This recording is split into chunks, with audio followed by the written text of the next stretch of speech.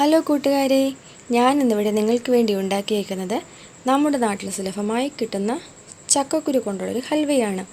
വെറും 4 ചേരുവകൾ കൊണ്ട് 10 മിനിറ്റിനുള്ളിൽ നമുക്കിത് തയ്യാറാക്കാൻ കഴിയും. ഇനി ഇതുണ്ടാക്കാൻ ആവശ്യമായ ചേരുവകൾ എന്താണെന്നും ഇതെങ്ങനെയാണ് ഉണ്ടാക്കുന്നതെന്നും നോക്കാം.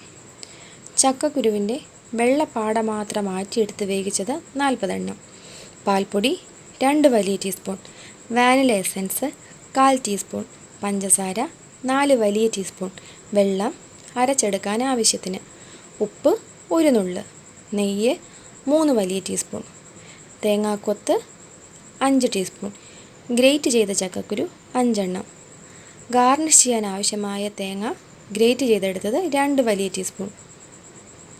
ഇനി എങ്ങനെയാണിത് ഉണ്ടാക്കുന്നതെന്ന് നമുക്ക് നോക്കാം. ആദ്യം ഒരു പാനിലേക്ക് 2 ടീസ്പൂൺ നെയ്യ് ഒഴിച്ചതിന് ശേഷം തേങ്ങാക്കൊത്തും ഗ്രേറ്റ് ചെയ്ത ചക്കക്കുരുവും വറുത്ത് കോരി മാറ്റി വയ്ക്കുക.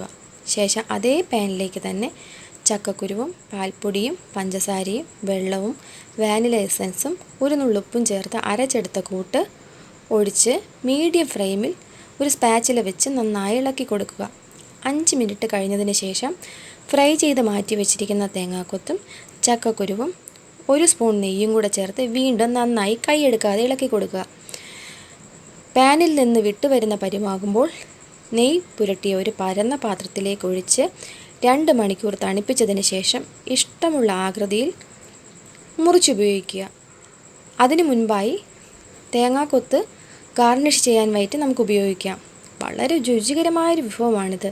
കൂടാതെ ഞാൻ ആദ്യമായി ചെയ്യുന്നൊരു പാചക വീഡിയോ ആണ്. തെറ്റുകളുണ്ടെങ്കിൽ ക്ഷമിച്ച് കൂട്ടുകാരുടെ സപ്പോർട്ട് ഉണ്ടാകുമെന്ന് ഞാൻ പ്രതീക്ഷിക്കുന്നു. എന്തായാലും നിങ്ങളിത് ഉണ്ടാക്കി നോക്കിയിട്ട് എന്നോട് അഭിപ്രായം പറയണേ.